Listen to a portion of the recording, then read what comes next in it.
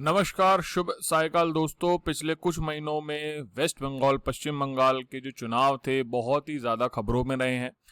राजनीतिक कारणों से अधिकांशतः रहे हैं, उसके बाद की जो हिंसा हुई थी उसके कारण भी रहे थे। और इसके साथ साथ एक इम्पॉर्टेंट खबर ये थी कि वहां की जो तत्कालीन मुख्यमंत्री साहिबा थी, वो नंदीग्राम जिस जगह से पोल लड़ रही थी वहां से वो हार गई हैं। और हारी भी काफी कम मार्जिन के वोटों से, लगभग 2000 वोट से वो हारी हैं। तो अभी क्या हुआ है वर्तमान में, उन्होंने इसके अगेंस्ट एक केस दायर किया था कि उन्हें चाहिए था कि वो उस जगह की पोलिंग जो है वो जो काउंटिंग है वो दोबारा कराई जाए।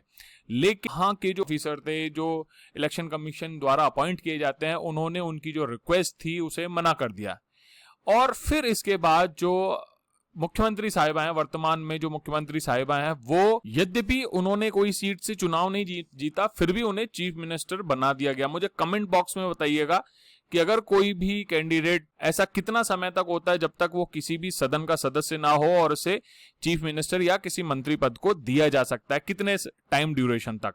तो इसी क्लॉज के अनुसार उन्हें वहां का मुख्यमंत्री बनाया गया। अब उन्होंने एक हाई कोर्ट में पिटीशन दायर की और कहा कि मैं चाहती हूं कि जो पोल है उनकी काउंटिंग दोबारा से हो।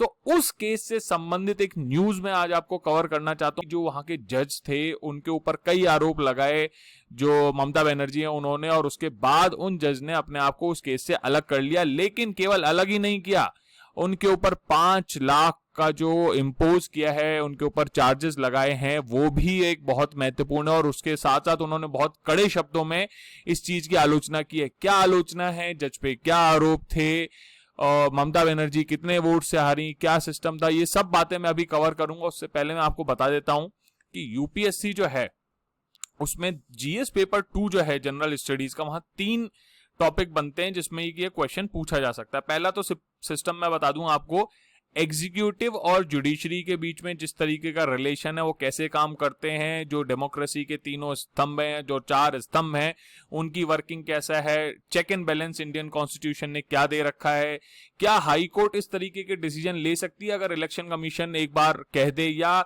उसको इलेक्शन कमीशन की रिकमेंडेशन के साथ जाना होता है, या हाई कोर्ट के डिसीजन के अनुसार इलेक्शन कमीशन को काम करना होता। तो ये सारी चीजें आपको ध्यान रखनी है, क्योंकि प्री में भी और मेंस में भी इस तरीके के क्वेश्चन बनते हैं। दूसरा टॉपिक जो साफ साफ salient features of representation of people's act, जन प्रतिनिधि अधिनियम 1950 और 1951 दोनों की ही बात करता है, उनकी मुख्य विशेषताओं की बात करता है। और जितनी भी पोलिंग से संबंधित चीजें हैं, ऑल्दो कॉन्स्टिट्यूशन में कुछ क्लॉजेज हैं, लेकिन जो डिटेल में सूचनाएं हैं कि चुनाव कैसे होने हैं, चुनाव का जो प्रोसीजर है वो कैसा होगा, हेट स्पीचेस क्या है, फेक न्यूज़ेस क्या है, एग्जिट पोल, इन सबसे जो भी सारी चीजें रिलेटेड होती हैं वो रिप्रेजेंटेशंस ऑफ पीपल्स एक्ट में आती हैं। थर्ड टॉपिक जो है जीएस 2 का, वो है appointment to various constitutional post. तो ये कॉन्स्टिट्यूशनल, हाई कोर्ट का जो जज होता है वो एक कॉन्स्टिट्यूशनल पोस्ट पे होता है, तो उसका अपॉइंटमेंट कैसे होता है, कॉलेजियम की क्या व्यवस्था है, उनकी पावर्स क्या है, फंक्शंस क्या है, जैसे कि मैंने बताया था कि इलेक्शन कमीशन क्या डिपेंडेंट है हाई कोर्ट के इस डिसीजन पे। तो ये सारी चीजें आपको पता होनी चाहिए और उसमें आप इन चीजों को, इन एग्जाम्पल्स को कोट कर सकते हैं। अब मैं आपको दिखा देता हूं कि ये एक और जो जज थे उन्होंने साफ साफ कहा कि मूव टू मलाइन, मतलब मेरी छवि को गंदा करने के लिए ये प्रयास किए गया है और प्री प्लान्ड मूव है मेरी जो छवि है उसको खराब करने का, और वॉयलेटिंग कॉन्स्टिट्यूशनल ड्यूटीज, मेरी जो संवैधानिक उत्तरदायित्व है उनको पूरा नहीं करने दिया जा रहा है। ये जज हैं वो कौशिक चंदा जी हैं, जिनका नाम है, और काफी ज्यादा रेपुटेटेड हाई कोर्ट के जज हैं। अब मैं आपको बताता हूँ, ये इकोनॉमिक्स टाइम ने भी न्यूज दी है, ये सारी न्यूज है, डीटी नेक्स्ट की भी न्यूज है, और भी कोई न्यूज है, एबीपी लाइव। अब देखो ये यहाँ पे क्या था कि आज वेंसडे को इस प्ली पे डिसीजन आना था और इसके साथ साथ ही इस सिस्टम को क्लियर हो जाना था। The point was 1956 votes, 1956 votes से ममता बनर्जी जो शुभेंदु थे वहां पे उनसे हारी थी नंदीग्राम में। तो ये एक बहुत ही बड़ा चैलेंज आ गया था ममता बनर्जी के सामने कि वेस्ट बंगाल में अपने आप को बहुत ज्यादा रेपुटेटेड मानती थी, लेकिन वो हार गई।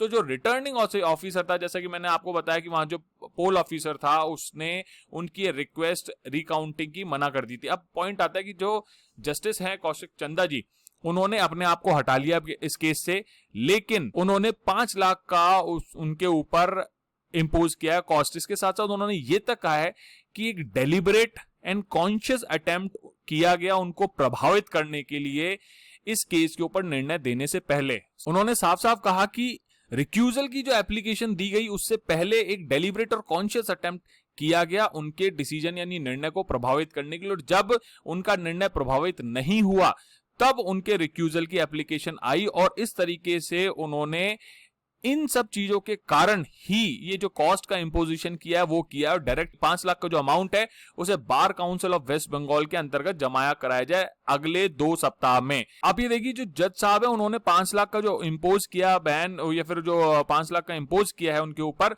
उसके साथ उन्होंने साफ साफ कहा कि सच calculative psychological and offensive attempt है उनके रिक्यूजल के लिए, तो इससे फर्मली रिपल्स करना पड़ेगा, क्योंकि नहीं तो इस तरीके से जजेस के ऊपर प्रेशर बनाया जाता रहेगा अगर इतना कॉस्ट नहीं लगा। और ये कॉस्ट का मतलब ऐसा नहीं कि पैसे कमी नहीं है वहां पे, लेकिन ये एक होता है सिंबॉलिक सिस्टम होते हैं कई सारे कि उनके ऊपर एक बहुत ज्यादा, अन्यथा सरकार जो हाई कोर्ट है वो 10,000 15,000 20,000 या 5 लाख तक तो वो जाती नहीं है। 5 लाख लगाने का मतलब है कि आपने बहुत बड़ा काम किया और बहुत हर्टफुल है ये काम, तो ये वो सिस्टम है। इसके साथ साथ मैं आपको बता दूं जो चीफ मिनिस्टर हैं ममता बनर्जी, उनके लॉयर है, पहले तो सुन लीजिए, अभिषेक मनु सिंघवी अपने काम से ज्यादा कई और चीजों के लिए पॉपुलर रहे हैं, no comments about that.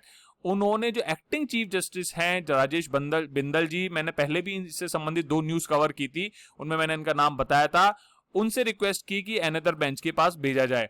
Banerjee ने ये आरोप लगाया है ममता बनर्जी ने कि जो अभी वर्तमान में हाई कोर्ट के जज हैं उनका रिलेशन जो है वो किसी पॉलिटिकल एफिलिएशन के साथ है और एक बीजेपी कैंडिडेट के अगेंस्ट वो हारी हैं, इसलिए उन्हें उस पद से या फिर इस केस से हट जाना चाहिए क्योंकि उनका संबंध बीजेपी से रहा है। अपनी कोर्ट से हटने के बाद अब क्या होगा कि जो एक्टिंग चीफ जस्टिस साहब हैं राजेश बिंदल जी, वो ये किसी और बेंच को डिसाइड करेंगे।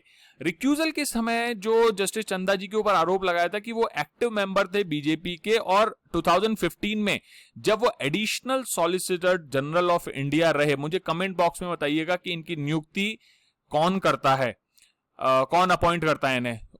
तब से उससे पहले तक वो बीजेपी के कैंडिडेट के साथ उनके संबंध रहे, और ये जो पिटीशन दी है वो शुभेंदु जी हैं उनके अगेंस्ट और वो बीजेपी के कैंडिडेट थे, तो यहाँ पे कहीं ना कहीं कॉन्फ्लिक्ट ऑफ इंटरेस्ट की बात आती है जो एथिक्स GS4 में बहुत काम की चीज है।